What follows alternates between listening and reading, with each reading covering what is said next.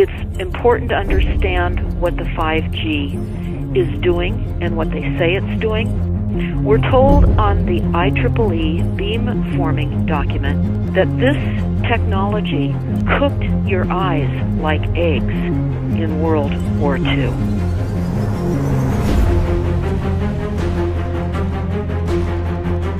And you all need to understand these are military weapons. These are assault frequencies. If you garner nothing more than that, that's what you need to know. It's microwave radiation warfare, is what this is.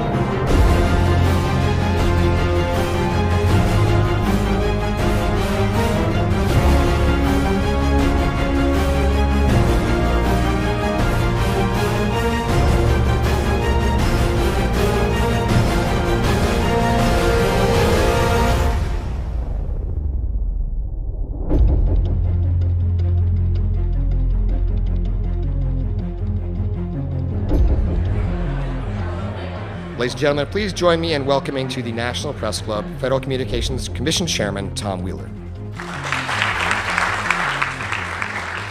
It's an honor to be here at the National Press Club. The first generation wireless, 1G, was voice. The second generation, 2G, allowed both talk and text. The third generation, 3G, the internet, in a limited way. And today's technology, 4G, completed that digital migration. But if anyone tells you that they know the details of what 5G is going to become, run the other way. This video is brought to you by the number 5 and the letter G. And pretty soon, everything else will be too. I have to tell people 5G is a killer. I'm Mark Steele. Anybody who hasn't heard me, I'm a weapons systems head-up display expert. I'm one of the leading experts in the world. I've actually broke cover in relation to this, and the reason I became an expert was because I invented them. What I'm going to say to you today, do not believe a single word I say. Not one. I want you to do your own research. You'll find it's absolutely terrifying. You got your body covered? Aye. Oh, good lad. Right, because I can talk to that. This 5G roll-up is a weapon system. I've got a letter in with central government because I know about weapon systems more than anything other. In Britain, in a place in the north of England called Gateshead, a scientist there called Mark Steele has been very publicly and actively warning people about the effects of LED streetlights, which he says in Gateshead are emitting now 5G. Right, move away, what's the crack? Hey, lads. I'm just having a word with these Gateshead council workers about replacing these transmitters on these lights that are causing harm and assaulting the community. This is an existential threat to the economy, to the environment and humanity. If these transmitters are everywhere, then everyone's at risk, surely.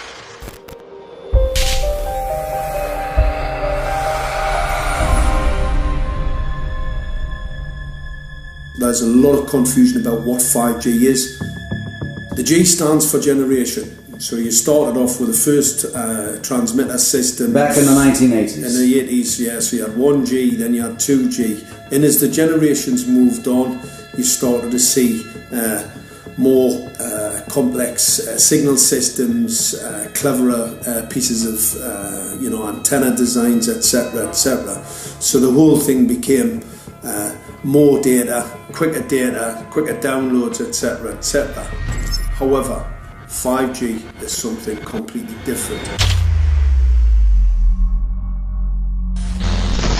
Alright, let's get a breakdown. Let's tell the people what this really is. This is the 5G transmission device.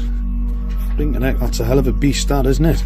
These are the uninsurable transmitters. Just get a good look at that, guys, because obviously I know there's quite a few experts who want to see more detail about the transmitters and the chipsets. Just have a good look, boys. This is the control management system masquerade. There's an antenna there, you see that? What is this phased array antenna here? What's that? This is for phased array, alright? As you'll see, it's got a driver, it's got some chip there. It's one chip. Look at the chipsets on this. This is your dystopian world. What did Gateshead Council say? I'll tell you what, I think we better send some of these educated fools back to school, or just send them to prison. Whichever's the easiest. I think prison's probably better. Alright, that's 5G, guys. That's 5G hardware.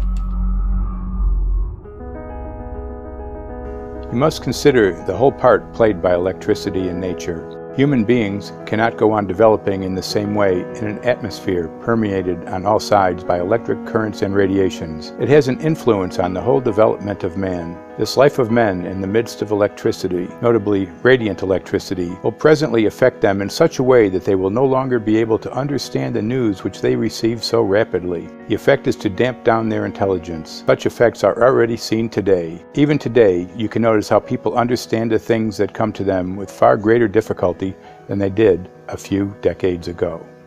Rudolf Steiner, 1924. Rudolf Steiner noted that in 1924, since then our atmosphere has become far more permeated with electric waves of widely diverse types. There's no doubt now that electric waves, electromagnetic forces, cause direct biological effects. There's thousands of peer-reviewed papers on this subject. There's no doubt about it. But what are these effects? How are they affecting us? What can we do about it? We're now at a stage where we're putting in what's called 5G, which is a special type of broadcast for high-density information transfers. And it turns out that this is the same frequency bands that are used in crowd dispersal weaponry.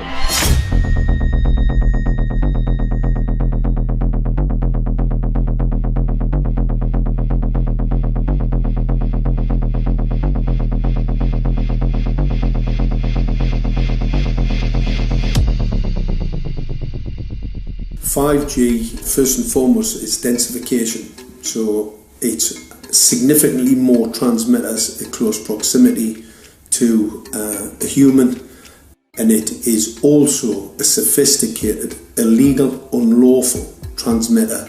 What I mean by that is it is a high gain dielectric lens antenna, and what that allows 5G transmitters to do is to 3D map its environment in your home.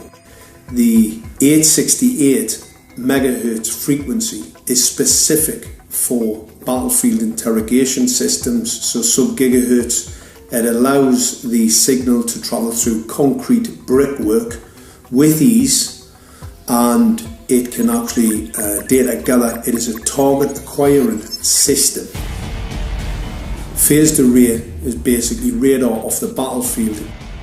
It is extremely good at identifying targets and being able to lock onto targets. And not only that, it can specifically target you as an individual. So any judge sitting on an interesting case, let's say, any lawyer, any barrister, anybody doing any work that is potentially controversial, your life could be at threat. So the antenna design that you currently have on top of these LED streetlights, masquerading as a control management system, is basically battlefield interrogation equipment. The first phased array unit was actually called Mammoth, used by the Germans during the Second World War to identify Allied aircraft. Obviously things have moved on significantly since then.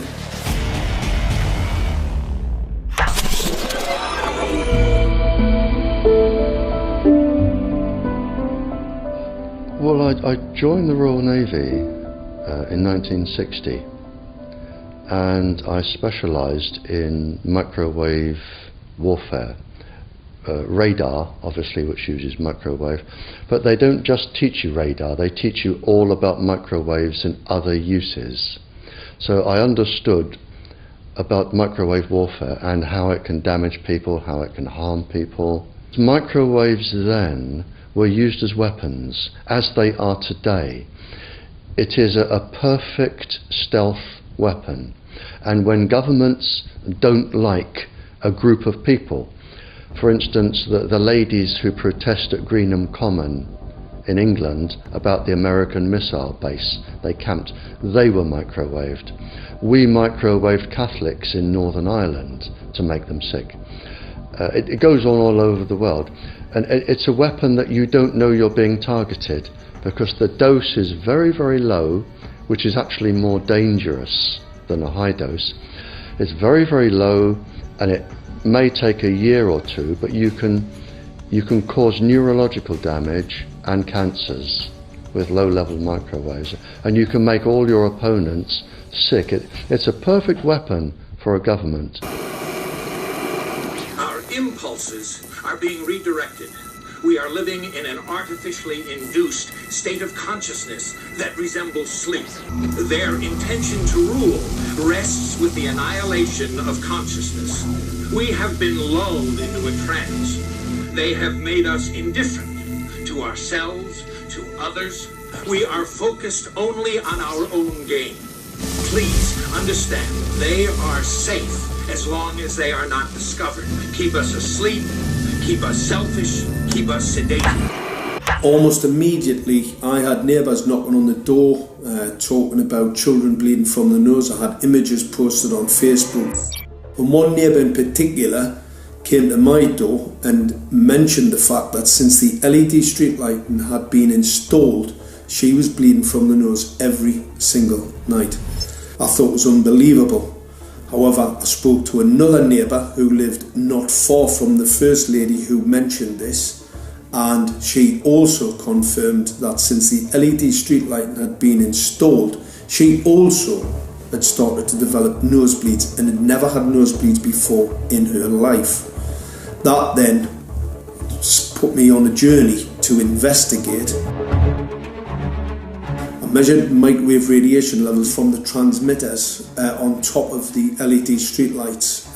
The basic 868 megahertz, it was significantly higher than the current Council of Europe 1815 resolution, which is a maximum of 600 millivolts. I've measured up to over 3,000 millivolts.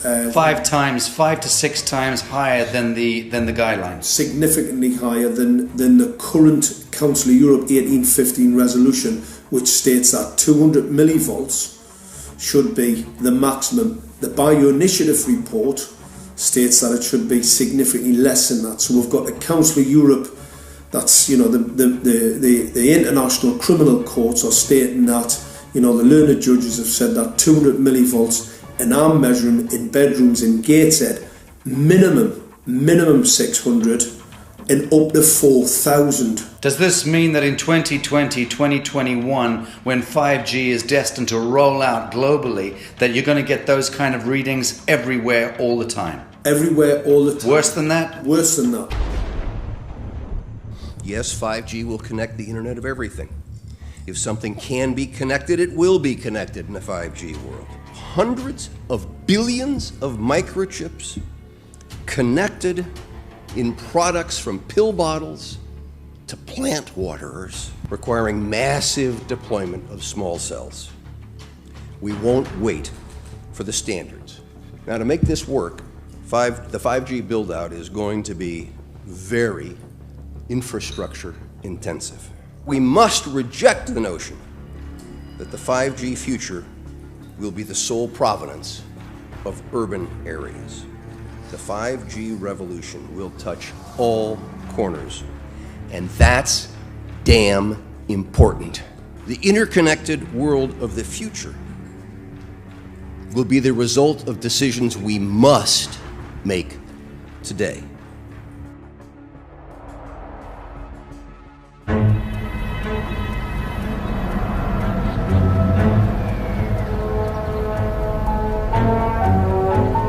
The main issue before us today is Senate Bill 637 and Senate Bill 894, the former by Senator Hugh and the latter by Senator Knopf.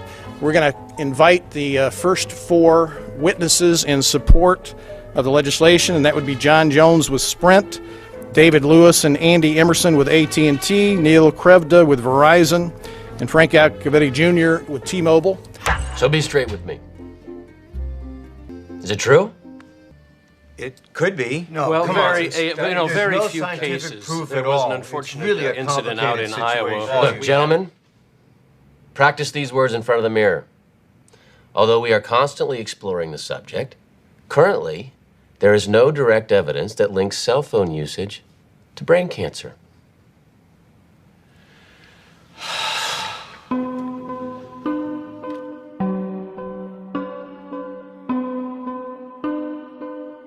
I'm Sharon Goldberg. I'm an internal medicine physician. I've practiced medicine for 21 years, and my background is mostly academic, internal medicine, hospital-based, clinical research, and medical education. I'm a certified Microsoft small business specialist. I worked on space station designing the cabling system for the airlock module, where I was responsible for EMI, EMC analysis, which is electromagnetic interference, electromagnetic compatibility. I am a professor in the Department of Epidemiology, Biostatistics, and Occupational Health, and I teach there both toxicology and health effects of electromagnetic radiation. My name is Daphne Tachover, and I'm the founder of an organization called We Are the Evidence. We are an organization that represents the many adults and unfortunately many children who have become very sick from wireless technology radiation. There seems to be a couple false Easter eggs being put out there right now. I want to make sure we dispel that right off the gate. The effects of wireless on health scientifically are very, very clear. So it's always pushed back to the definition of an acceptable level of radiation. And that's what this is, by the way. This is about radiation. Wireless radiation has biological effects, period. My name is Dr. Angie Kolbeck. I've been reviewing the studies showing the impacts of wireless radiation on our health, and there are now thousands of studies showing the following adverse health impacts to wireless radiation: cancer, oxidative damage, DNA damage, DNA failure. Things like memory, dizziness, anxiety, brain fog. Headaches, nosebleeds, cognitive problem, exhaustion. We have evidence of DNA damage, cardiomyopathy, which is the precursor of congestive heart failure. Short and long-term memory loss, decreased attention spans, lower reaction times, even involuntary contractions of muscles causing misalignments of spines and jaws. Breast cancer. We suddenly have breast cancer in women who have no DNA predisposition. Disrupted immune function and change in stress proteins, reproductive and fertility effects. There are dozens and dozens of studies that show beyond any doubt what this radiation is doing to our sperm. Now, if you take the cell phone out of your pocket, the sperm will recuperate within 3 to 4 months. What would not recuperate would be the damage to the DNA of the sperm. That is irreparable. The wife of the ex-governor of Indiana was diagnosed with glioblastoma. Same brain tumor Ted Kennedy had and John McCain had. Did you look at John McCain's scar? This is a cell phone brain tumor. LeBron James, one of our sports people, had a salivary gland tumor. That is another cell phone tumor. You didn't hear about it because immediately after that was discovered, he was paid by Samsung to become their spokesperson. We are seeing increases in brain tumors. We're seeing increases in Alzheimer's. We're seeing increases in all of the neurotransmitter diseases, ALS, Lou Gehrig's disease, Parkinson's. These are all disease systems that are known to be associated with low-level energy exposures. We talk about 24/7, around-the-clock exposure, wherever you are and your whole body. You never get away from it. And it seems from our studies that maybe your immune system can cope with for a time, but it will deteriorate. Then the irradiation will definitely damage cells at a deeper level, and the question is what will then happen? These are out of peer-reviewed papers, so these are not just hypochondriacs thinking that they're doing it. We're having real problems with this. This is no longer a subject for debate when you look at PubMed and the peer-reviewed literature. These effects are seen in all life forms: plants, animals, insects, microbes. So 5G is not a conversation about whether or not these biological effects exist. They clearly do. There is scientifically evidence that is so strong that you can be certain that the standards used by the SCC to manage health effects are wrong.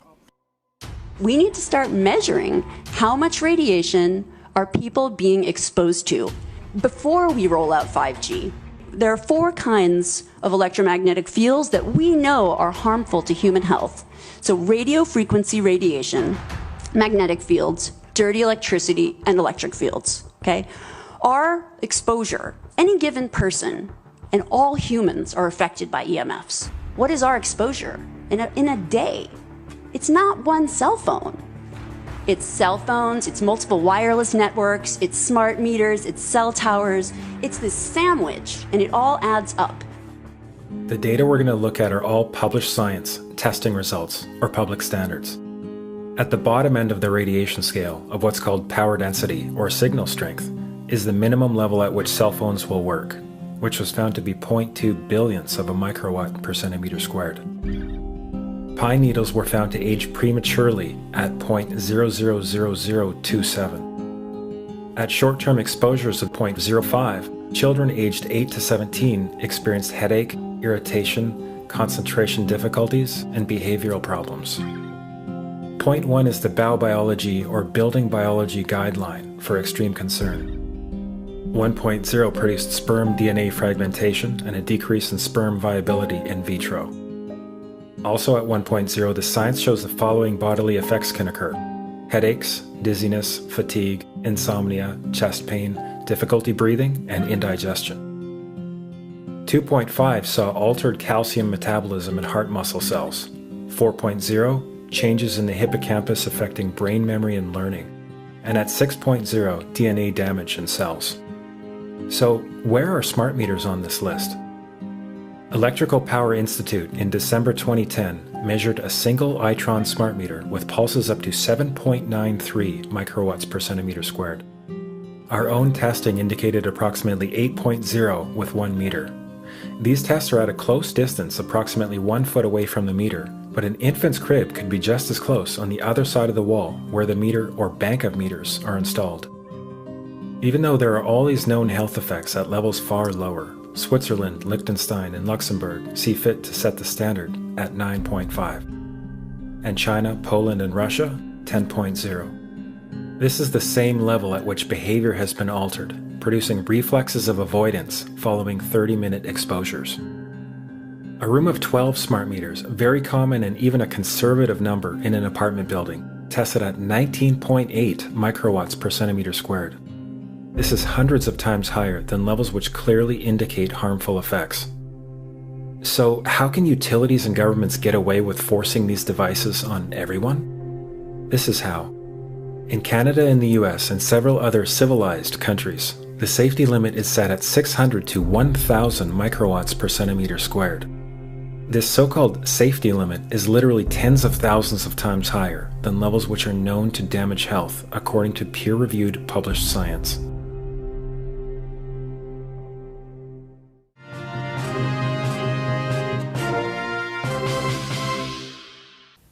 Faster, better, more reliable internet.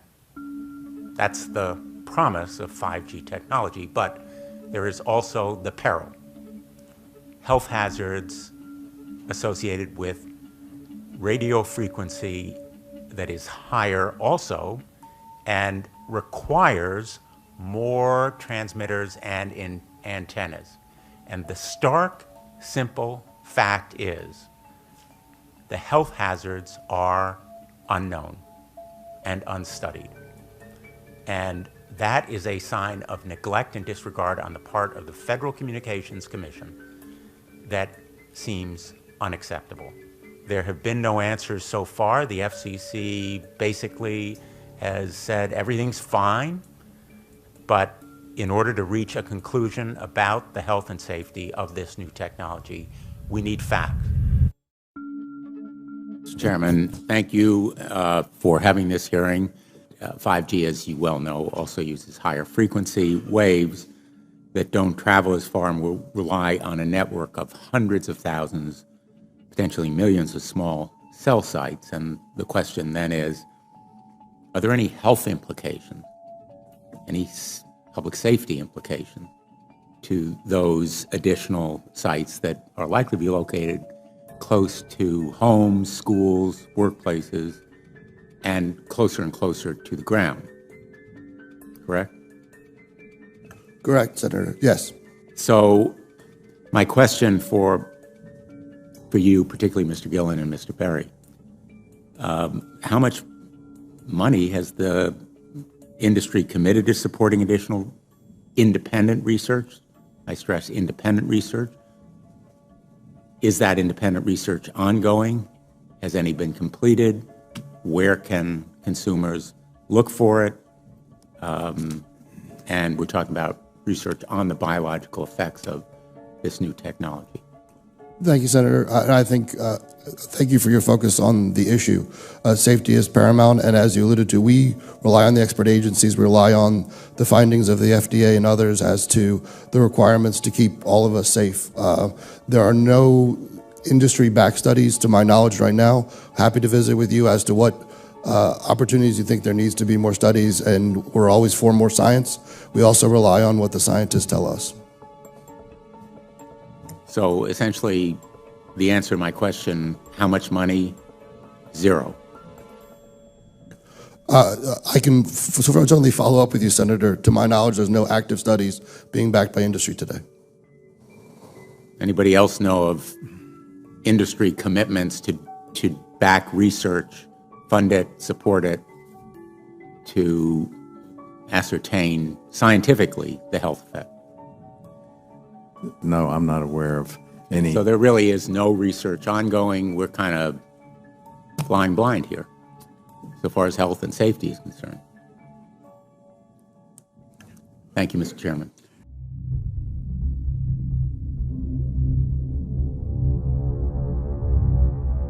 You're a trained medical professional. Yes. We don't have one on the panel. What are we to make of the American Cancer Society, for example, telling us there's no evidence of harmful product? Many of these organizations have conflicts of interest. Very briefly, if you can, what do you mean by conflict of interest? One of the first things that you teach residents is that you always have to look at the funding. There's a tremendous amount of sponsored research by people who are hired to do studies to find no effect. And that's plagued this field in a number of countries. The radio frequency radiation work that we did was supported by Motorola. The relationship was really very cordial and very stress-free, but only up until we started generating data. These folks were very, very upset and began to talk about how are they going to handle this, what sort of spin can we put on this, what can we expect from this, and from that point on the relationship changed. What we saw was that Motorola began to exert more and more control over the work, telling us what to do, telling us how to write abstracts, what to say in the abstracts, what to say in the papers, how to do the work. No, don't do this. Yes, do it this way. This was unacceptable.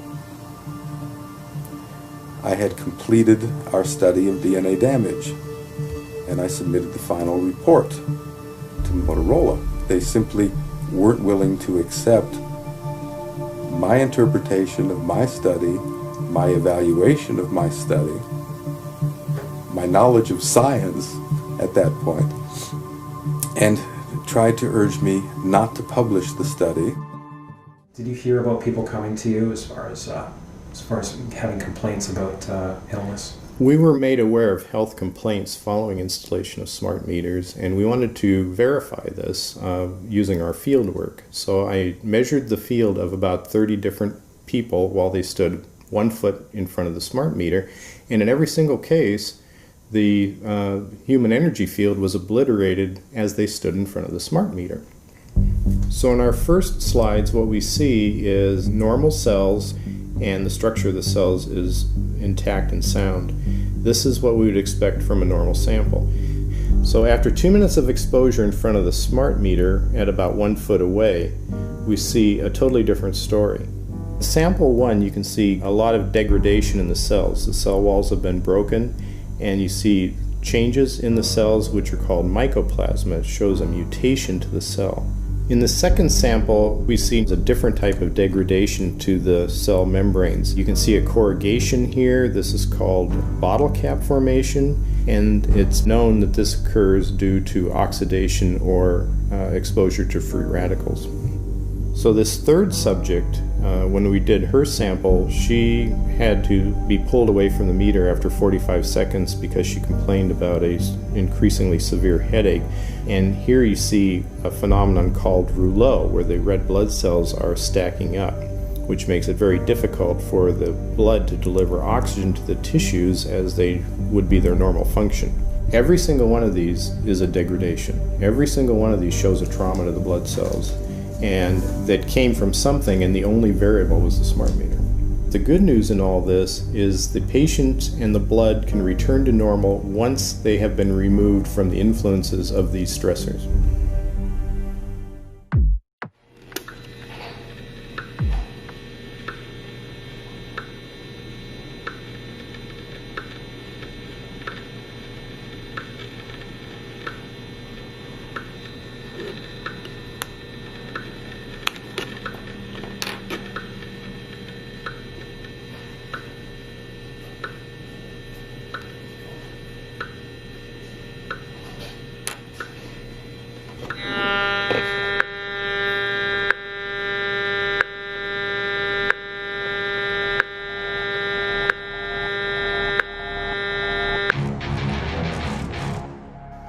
Some of the effects that we can look at, well, one thing is just our regular Wi-Fi, 2.4 gigahertz.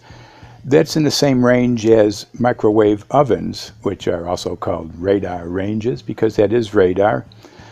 2.4 gigahertz is interesting. It's not the peak absorption rate in water for microwave frequencies, but it's at a point where it allows full penetration, because if it came in at the peak, it would prevent the insides from getting warm.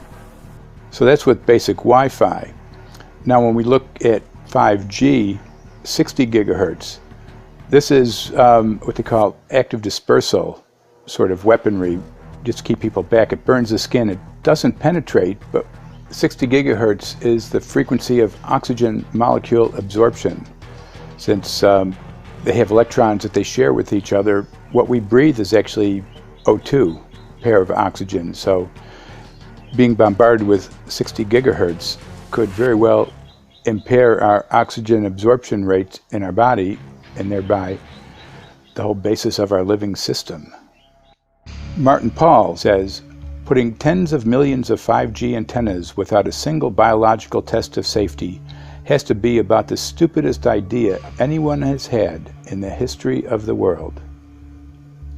So assessing all this, we have experts in various fields: military EMF weaponry, biological effects on humans, firefighters that are getting cognitive impairment by being there in them, countries that are banning these sort of technologies around schools because of the impairment to cognitive. Let's weigh that up in light of what Rudolf Steiner said in 1924 about just mere radio causing the impairment of cognitive functions on people, that they can receive news from around the world, but they can't understand it as well because of the effect of the electricity. We have to say, something smells sinister here.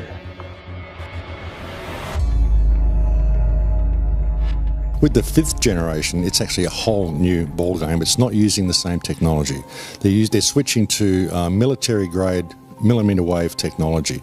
And when you look at this technology, I mean, if you go and look at DARPA reports, come and look at some of the patents that the United States military has put out on what they can do with psychological weapons, all sorts of things, crowd control, active denial, anything you can think of, this is what they can do with 5G. So any type of military application you can think of which has an electromagnetic base, they can do with 5G. And they're putting this out blanket across the population.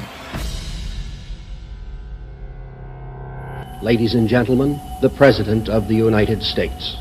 Good evening, my fellow Americans. In the councils of government, we must guard against the acquisition of unwarranted influence, whether sought or unsought, by the military-industrial complex. The potential for the disastrous rise of misplaced power exists and will persist. We must never let the weight of this combination endanger our liberties or democratic processes.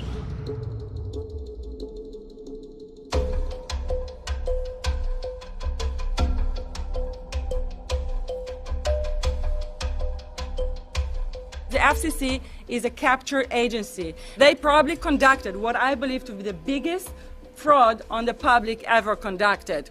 The FCC has been described by Harvard University's Center for Ethics writer Norman Alster as the most captured agency in D.C., acting more as an industry cheerleader than a regulator. This is especially true today with 5G, where there are serious safety concerns and potentially misleading information coming from the FCC. For example, the previous chairman of the FCC is Tom Wheeler. He was the head of the Wireless Lobby Association for 14 years. Now remember, Obama told us there would be no lobbyists in his administration, so he took the biggest lobby and put him as a head of the FCC. And that's damn important.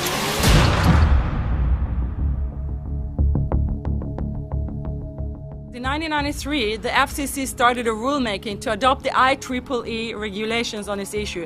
IEEE is an engineer association. Why is it that we adopt regulation of engineers who maybe know how to measure this radiation when it's passing a wall, but not when it's passing a body? All our health agencies objected it, saying that it makes no sense to adopt engineer association, that they had not even one biomedical person on their team. They are effectively indemnified against adverse health impact lawsuits when the acceptable limits are higher than the limits actually shown to show harmful health effects. The FCC guidelines were developed for short-term exposures, 6 minutes, 30 minutes, depending on it's a phone or an outdoor exposure.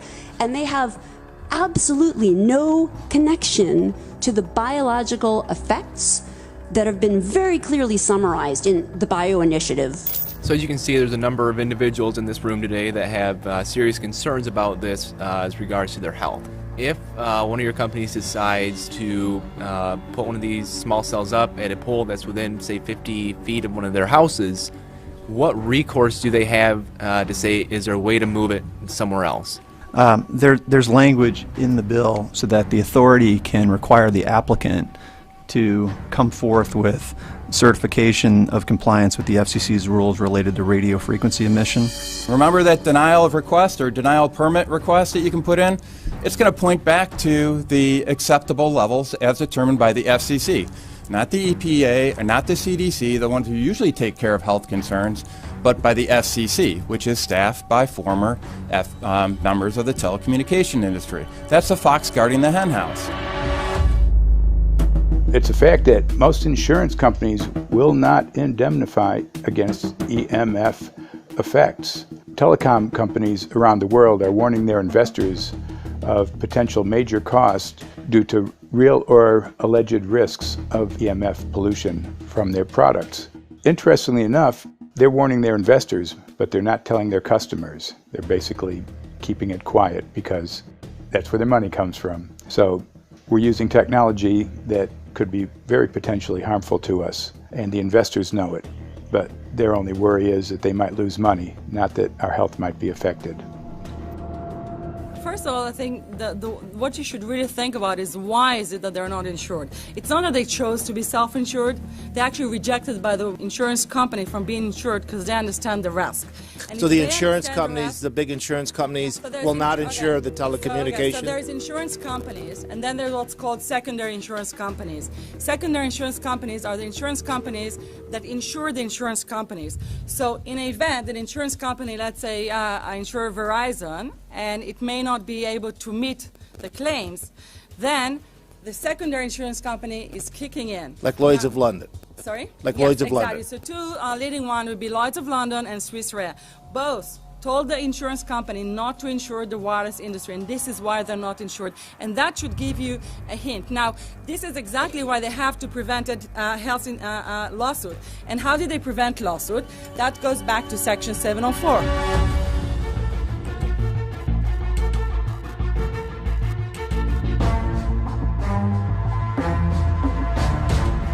Section 704 was passed in 1996. This is how our rights in regards to health were taken away by the wireless industry. What this legislation did, it gave the power to regulate the health effects of wireless technology to the FCC. FCC is a spectrum auctioning agency. It's not a health agency. They don't even have one biomedical person on their team. And then the other thing that Section 704 did, It actually took the power from the state to regulate location of cell towers based on health. And what does it mean? It means that if they want to put a cell tower in front of your home, you cannot go to your city council and say, hey, stop, I don't want it. I just heard in a lecture that there are 10,000 studies proving that it's harmful. I don't want it. My child is sick. They will tell you, stop. You're not allowed to mention this in the city council because Section 704 says that if you will, and if the application will be rejected, the city will be sued, can be sued by the wireless industry.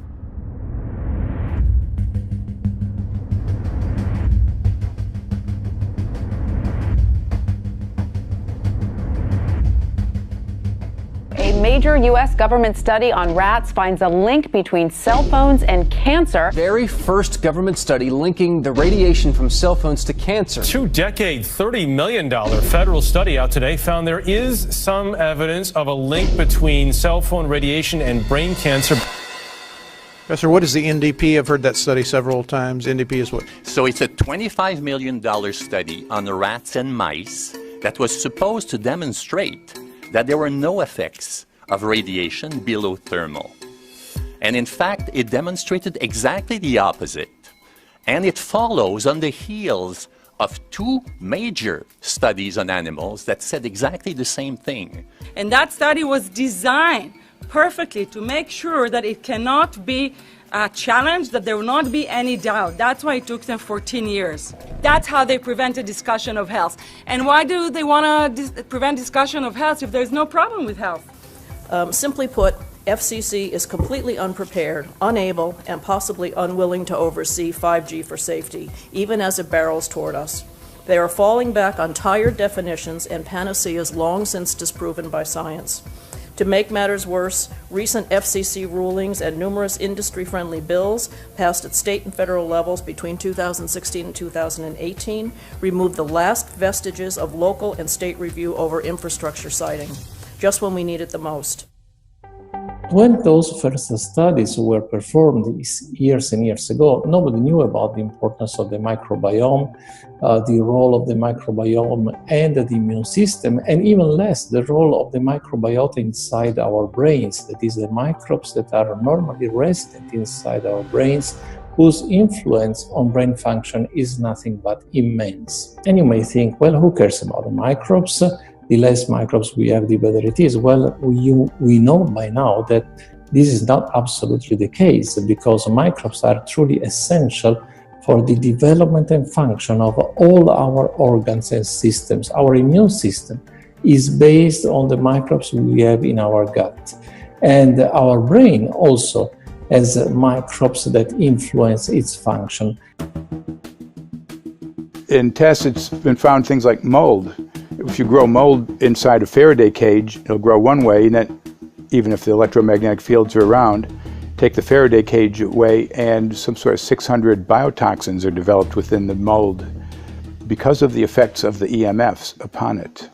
Electromagnetic fields, even of weak quality, have an effect upon our microbiome, which is really essential to our whole being. This is going to eviscerate microbial DNA inside human beings, which is our effective operating system, number one.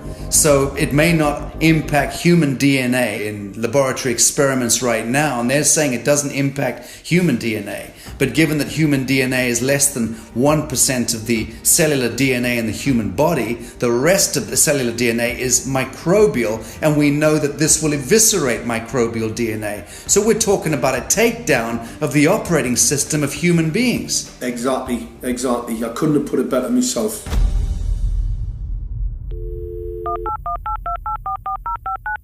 John Brandt. Good morning, Mr. Brandt. Wow, this is Amanda from Virginia. Hi, how are you? Hi, I've been trying to get a hold of you for months now. You guys are covering up chemtrails. No, we are not covering it. We have no reason to cover up chemtrails. Of course, you have every reason to cover it up. Every reason. It's called losing your job. What reasons would that be? Oh, well, you personally, you would lose your job if you were to reveal anything to me, and it's probably unsafe for you to even be speaking about this, considering the types of individuals you work for. It's not unsafe. It is unsafe. There's no problem with us talking on, you're a citizen, you're making a complaint. Oh, Lord have mercy on my soul. It's a complaint in an area that we don't have authority to regulate.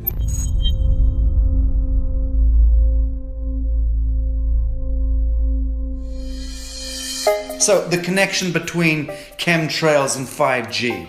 It's all interconnected. The metallized particulates that would allow the 5G phased array, so basically the radar, that would allow it to be able to identify you, so it can watch you, it can identify you in your own home 24 hours a day, 7 days a week. For the last X amount of years, we've been through chemtrailing, and that is now the cat is out of the box. We've had these nanoparticulates raining down on humanity for years now, impregnating our bodies, by best accounts staying inside our bodies. Those nanoparticulates, what you're saying, are building up a kind of a phosphorescence glow capability so that we can be flagged up in our homes, behind concrete and steel, inside bunkers, in the basement, doesn't matter where you are. The 5G will be able to now triangulate, map and read you, because you as a living being are impregnated with these nanoparticulates, which are acting as a kind of transmission and reception technology.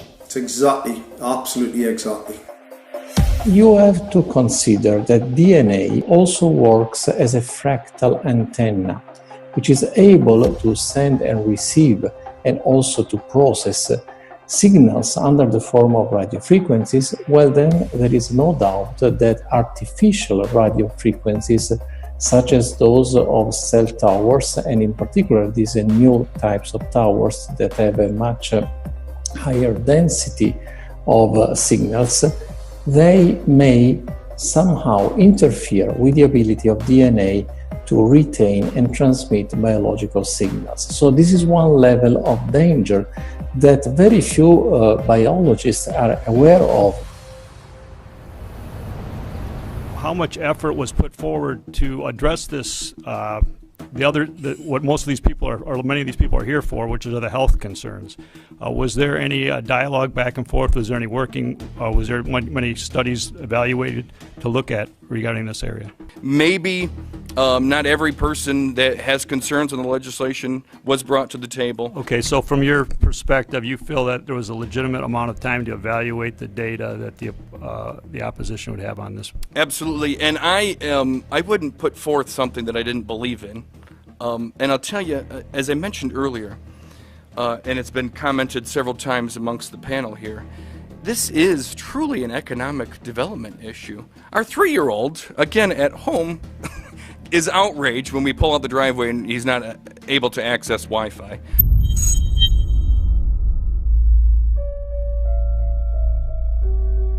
I think anyone who puts Wi-Fi into a school should be locked up for the rest of their life. I really do. I think they're not fit to walk on the surface of this planet because they haven't looked at the research, and whatever incentive they have, it is not worth the genetic problems that parents are going to face with their children when they're born. France has banned Wi-Fi in nursery schools and put warnings out for regular schools because they're finding there's impaired learning capacity in children when they're around Wi-Fi. And they have to put up warning signs where they put Wi-Fi transmitters. When I got sick and I learned that they're putting Wi-Fi in the schools in Israel, I was very sick at the time, but I could not tolerate the thought that children in the schools will become as sick as I have. And after a few months of correspondence, I submitted a Supreme Court case in Israel to ban the use of Wi-Fi in the schools and replace them with wired network. The 4 top diseases that kill our children, our young adults right now, are brain tumors, thyroid cancer, testis cancer, rectal cancer, everywhere we put our cell phones. And a lot of our children are sick and they're being misdiagnosed and mistreated because the wireless industry has put billions and billions of dollars in the past 30 years to mislead the public as to the health effects and keep the public uninformed. We are performing an experiment on children. We are exposing children to microwave radiation for 6 hours during every school day. We have had absolutely no studies looking at the long-term effects of this radiation on young people or even on adults. A considerable amount of research shows that developing brains and bodies of children are much more affected than adults. And there are clear indications of a link between increased electromagnetic fields and autism spectrum disorders. We took 10 autistic children and went back to the sleeping location where the mother was when she was pregnant with that child and compared it with the sleeping location of a mother that gave birth to healthy children.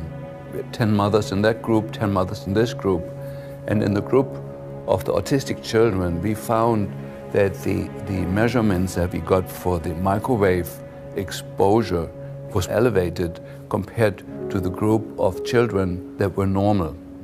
The fetus is affected. The exposure to man-made electromagnetic fields has become the first factor that could be isolated ever in autism that could predict autism. The fifth generation of wireless technology, or 5G as it's being rolled out worldwide without safety testing. Let me say that again, without safety testing. And how we've got scientists and doctors and environmental organizers saying, stop this. Because in terms of the effects of wireless radiation, the science is in.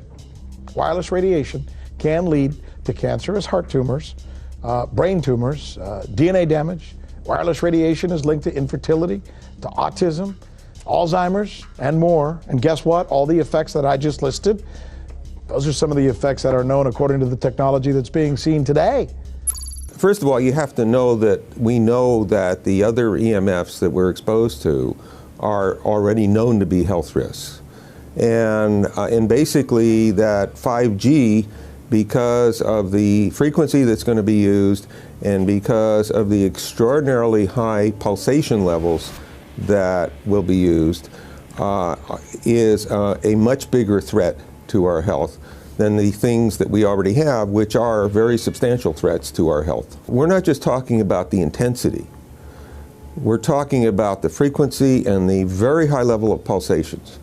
There's a huge literature which shows that pulsed EMFs, EMFs that pulse up and down very rapidly, are in most cases much more biologically active than our non-pulsed EMFs. Every single wireless communication device communicates via pulsations, but the industry completely ignores this issue. The problem with 5G is that they're planning to put out tens of millions of these antennae all over the place without doing one single biological safety test. Are you implying possibly that we, the consumers, are the guinea pigs since they haven't really done tests to see the effects in a smaller setting? I mean, that's not an implication, it's a statement. We are, yes.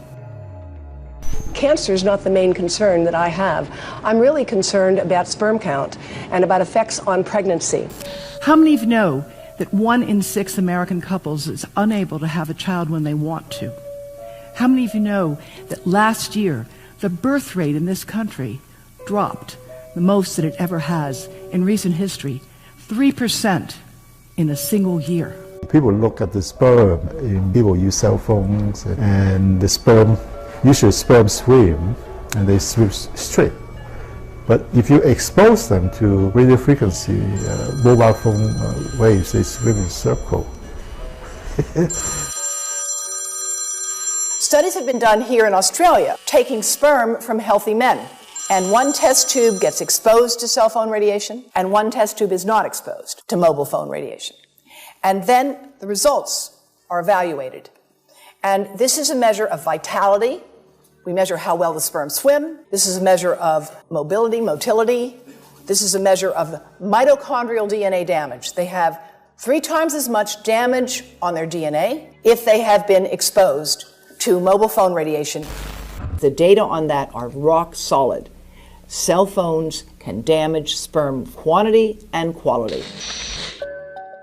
Your embryo, your uterus in the fetus, where your child is developing for the first 100 days, in the ovaries, the eggs do not have that protection. So they are at maximum risk from radiation.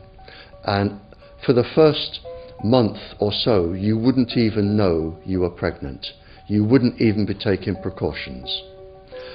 That is the main danger area. So you give birth to a daughter, but her ovaries are now contaminated. She may be normal, she may be genetically damaged, but her ovaries are at the most risk. So when your daughter grows up and she becomes pregnant and has a baby, this is where one of these eggs will be fertilized and come out. So the real damage here is your grandchildren. That is where it is going to show most. Do you think that there is a chance that within the third generation of females, they may be irreversibly sterile? Not in the third generation, but in the fifth generation, and that would for humans be something in the order of 150 years ahead of us. And of course, then it's too late to say that you are sorry, and it's very too late to say stop. There is a wealth of papers. I mean, we're talking about thousands of published papers in the scientific literature, few of which, or sometimes none of which, have entered the official documentations from authorities and likewise. So I think it's really time to have an independent compilation of data. Such was done at August 31st, 2007 in the form of the Bioinitiative report, of which I was one of the authors. And then we put together approximately 2,000 scientific references on a little bit more than 600 pages, clearly saying that if you, for instance, if you are a rat or a mouse or a cell or a molecule, you should definitely not allow yourself to be exposed to this. And in the meantime, we have this full-scale experiment using our own kids. One interesting case, John Patterson, he was a telecommunications engineer in Sydney, Australia. Very brilliant man. For 20 years, John tested Telstra digital systems. Over the time, he realised the dangers of electromagnetic radiation. It disrupts the bioelectric system of your body, which is really your brain, your nervous system, how your muscles talk. And he tried warning of these effects through different agencies, through his company. Got all the test gear out and measured it and drew up a report, and I was immediately removed from service. Finally, in 2007, he took matters into his own hand. He commandeered a used British Army tank and went and destroyed 6 cell phone towers in Sydney, Australia, because he wanted to stop this. He was trying to make a point. The message was that how dangerous it was. You know, these people were elected by us to manage our infrastructure in a responsible manner. That is the sole purpose of government if it's going to exist at all. And if it doesn't do that, then it has no right. It is invalid. So we need to pull this infrastructure down. We really do. But in order to do that, I mean, we can't just be some violent domestic terrorist. You've got to bring this awareness to the people that these towers are doing them damage. You don't need bandwidth that fast. And they're not doing it so you can download movies quickly. They're doing it so they can track every single thing you do and bring in this social crediting system to control even everything you think. There's a story about a lady called Claire Edwards. She was a United Nations staff member, and she was warning of the potentially catastrophic dangers of 5G technology.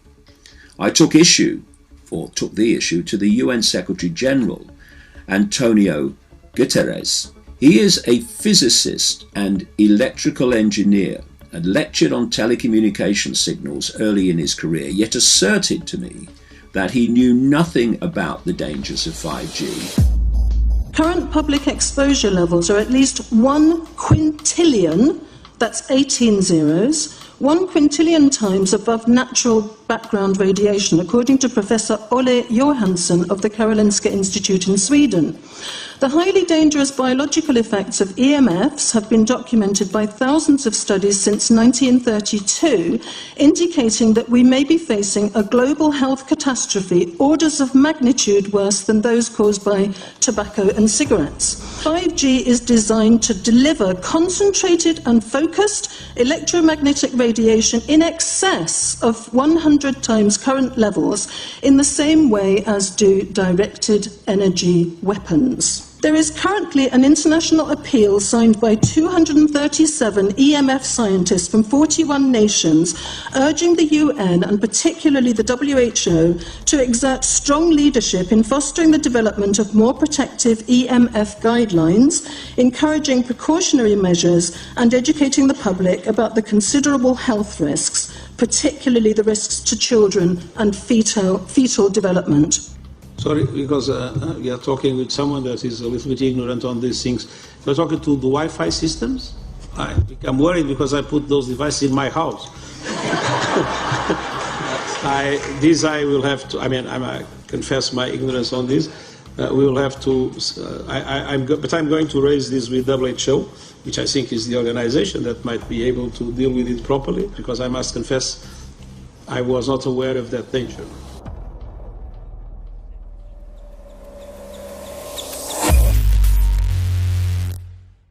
In 1996, when the Telecommunications Act was passed, in it was a provision essentially that kept local officials from addressing health issue concerns when approving or not approving a cell tower. So that's correct. But then something new is happening. We've talked a lot about it on the Solari report, thanks to Jason Bogdan-Smith and his website EMF Warriors. But this is new. This is very, very new. So you're basically, sending out an appeal on something that in one sense hasn't happened yet. This is not just an incremental change. This is a big step up. It's a sea change. An onslaught's not an improper word. It's a bombardment.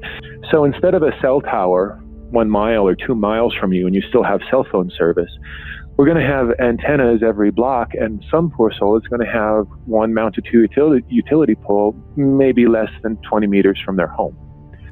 So this kind of, invasive bombardment with this many antennas, just in 1 square mile, if you do the math, 1 per block and 16 blocks per mile, that's about 250 antennas per square mile. The millimeter wave is untested. Former FCC Chairman Tom Wheeler openly said that they don't plan to test. We won't wait for the standards. And then our appeal also addresses the fact that there's a plan to roll out 5G through satellites in low Earth orbit.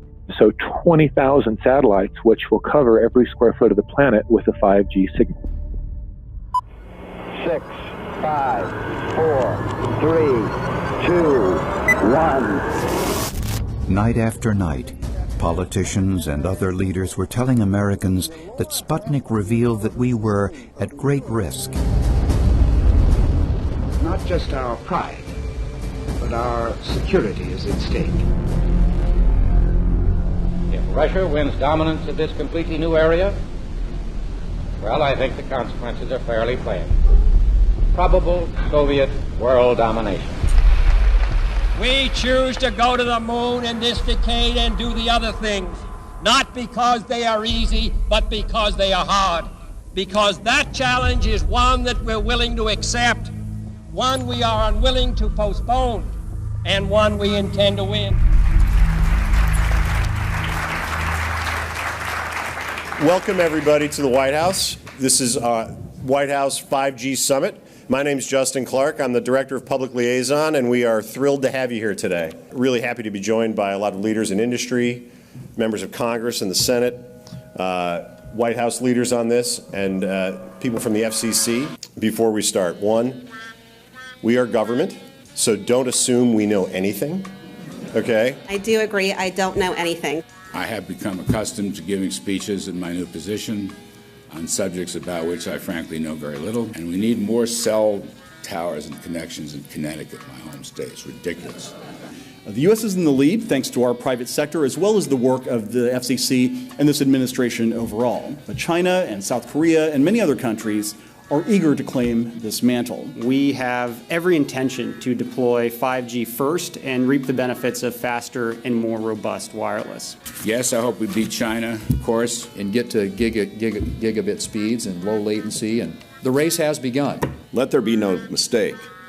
The race to 5G is a sprint. Winning the global race to 5G, it's a national priority. We must bear in mind the national security implications of winning the race on 5G. Today we're talking about the importance of being first in 5G, continued commitment to putting America first in the race to 5G. We're calling it America First, 5G First. Well, our strategy is called the 5G Fast Plan, a plan to facilitate America's superiority in 5G technology. Connected devices for health applications, which I love, has the capacity to make people healthier, as I understand it, a lot of medical applications. The industry is not asking the government for money to build 5G networks. They're asking us to cut the red tape that surrounds infrastructure deployment. We cannot let today's red tape strangle the 5G future. The red tape slows and sometimes stops the building of densified network facilities necessary for 5G. As we continue our efforts to keep government out of the way, so that America can continue its leadership for America to win the race to 5G. One path is the government regulatory path. The other path is the private enterprise free market, gales of creative destruction, Schumpeter path. Have you ever heard that? Gales of creative destruction? It just means let it rip. The new replaces the old. With 5G, we're on the cusp of another era of American innovation. It means an even more connected world for everyone around us, unlocking the potential of the Internet of Things to become safer, healthier, and more sustainable for our future. You know, sometimes, look, we all believe in the 10th Amendment, but sometimes you have to override it.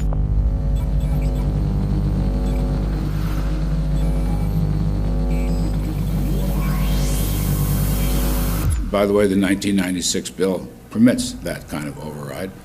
We're not here to be completely heavy-handed, but sometimes you got to do what you got to do. And some of these states or cities that don't want to cooperate want to shake us down. We can't allow obstacles and barriers to stop this movement. That's all.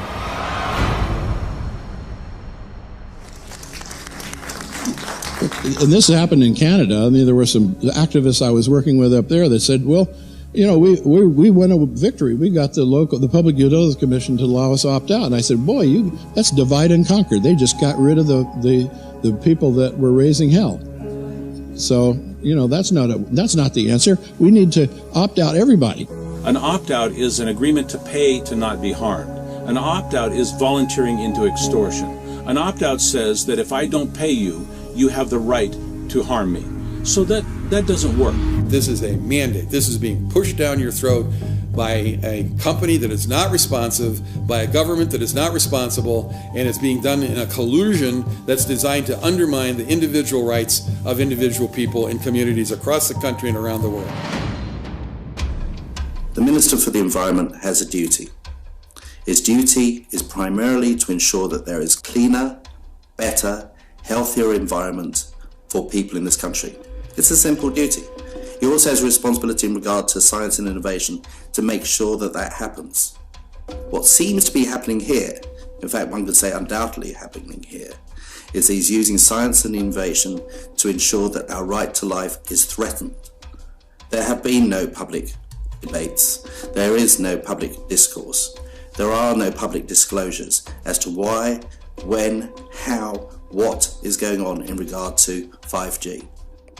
That by itself is a breach of ministerial responsibility, and one which we really should look at in terms of a private prosecution against the ministers who have failed to protect our right to life.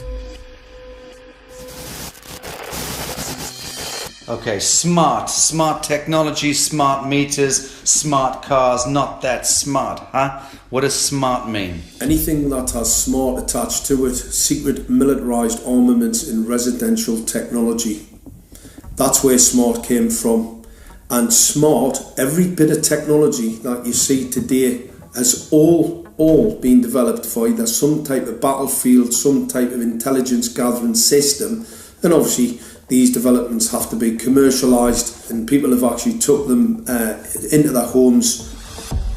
The definition of a smart grid is a wireless system that will fundamentally turn every single appliance in your home into the equivalent of a transmitting cell phone. That's every computer, every television, every furnace, every air conditioner, every coffee machine, every printer, every single appliance that you have in your house will eventually, in a smart grid, have an antenna that's embedded into it that will transmit your usage data to a smart meter on the outside of your home that will then transmit your usage data to another tower receiving that usage signal that will then go to the utility company for supposedly billing purposes. Not all signals will just be about your individual use. There will be aggregate meters that will bounce signal from house to house to house within a neighborhood that will then accumulate all of the usage data that will transmit that to the utility company. Now, what that will do is that the end metering system that is transmitting all of that data will be firing an RF signal at many, many times a second, which will increase the average homeowner's radio frequency radiation exposure exponentially. This picture shows some aphids on the leaf of an orange tree shortly after radar equipment was installed at a nearby airport a number of years ago. I noticed that every few seconds, all the aphids would tense up in unison and do sort of a little dance, as you see in the picture. Upon further investigation, I found that the interval of time between the activity of each dance coincided exactly with the rotation of the radar rotor device at the airport, which was a distance of approximately 14 miles. The antenna arrays create this steerable beam, which helps concentrate the energy. The beams get pointed at the user. What's a MIMO tank? Massive in, massive out. British government have got a plan to roll 400,000 out. This is so that you've got 5G in every nook and cranny, every part of the countryside, so that you can have autonomous tractors, believe it or not. However, those transmitters, these are radar. It is phased array radar. Though that radar signal sweeping the countryside will kill every pollinator, every biological structure, it will sterilise livestock, it will kill the ground, consequently land won't have a value, obviously farmers will die, the community will be under attack. The community will be under attack. If we can't produce food, if we kill all the pollinators, we're in serious trouble. The takeaway is that 5G, the $1 trillion rollout of 5G by our friendly local government, is definitely a weapon system masquerading as a modern efficiency technology. It most certainly is, and what I put it down to, it's economic terrorism. There is no value, nil, in killing off your population, in destroying your ability to grow food, to kill all your pollinators. They may have a nice financial number on a piece of paper, but in reality, dementia, diabetes, all the things that are currently crippling the NHS, a burden on the country, illness, mental health issues, the focus of that cause can be identified and has been identified in the science. The science is proven. The epidemiological data that we're seeing on the street is now substantiating that science. The DNA inside you, the mitochondrial DNA, you can trace unchanged to your mother, her mother, her mother, right the way back to the beginning of the human race in Africa, the Stone Age. It is unchanged, the mitochondria, and that is being unchanged in your children, which means if you damage it, your child could be genetically damaged, then her child, and her child, and her child, forever. You are condemning the future generations of every single child.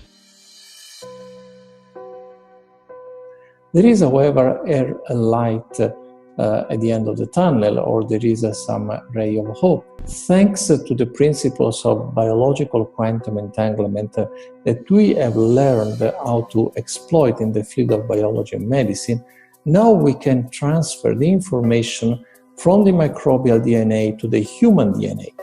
And in so doing, we can train, so to speak, the microbes to withstand whatever extreme condition they are exposed to, including this new technology. And then we can train them to transfer this resilience of theirs to our DNA. So let's say that there are good reasons to be worried about the introduction of these new technologies, but fortunately, since the knowledge in the field of quantum biology, in the field of microbiome medicine is advancing as fast as potentially harmful technology, then we can exploit this knowledge to protect ourselves from any real potential or perceived danger from these new technologies. I've met with molecular and cellular biologists, with blood microscopists, with weapons development experts, frontline activists and researchers, and all the stories I'm hearing from these experts and pundits leads to the same thing. 5G is almost certainly the end game. It is an extinction event brought into our homes, into our classrooms, onto the high street, into the very cells and DNA in our human bodies. It is such a perilous threat that it is almost impossible to imagine, let alone describe. When the 5G signature goes live, it will tap into a multitude of satellites which are in geosat orbit around the surface of the Earth. Millions of surface antennas will pick up that signaling and will then scatter the signaling into hundreds and hundreds of millions of different micro antenna systems set up on street lamps and even in your home, which you're not aware of incidentally. The LED light bulbs in your home invariably contain the micro or nanotech lens flare capacitors which will receive the 5G signaling, and it will proliferate the 5G signaling everywhere by exploding the signal into billions of photons which will target everything all at the same time. This is stealth technology. This is invisible science. But what it means in simple terms is that you will be flagged up, visible, trackable inside your own home. Anywhere you move on the surface of the Earth, they will have a lock and load tracking capability over you. You will be visible to invisible masters, each one of us, all the time. Today, our governments and the corporate sector have managed somehow to infiltrate the mainframe of our civilization and are pushing through a $20 trillion infrastructural rollout without any, and I mean without any, health science running behind it. There have been no tests. Your government and your health authorities are either in collusion on this matter of genocide and ecocide, or they're just damned stupid, and I would suggest it is the latter. Shame on the technologists and the electricians who are furthering this technology in our homes, in our offices, in our streets. Shame on the legislators and the parliamentarians and the troglodytes and bureaucrats that proliferate our society today. Shame on that echelon for putting their signatures to contracts which allow the fast tracking of this technology into our homes and onto our high streets. Shame on the parliamentarians and international leadership whose wet ink signatures and seals of office are sanctioning and permissioning the rollout of something which is arguably the greatest threat to humankind. Shame on each one of us who now fail to get up out of our homes, walk out of our front doors and challenge every so-called authority who dares to violate our bodies, our homes and our future generations.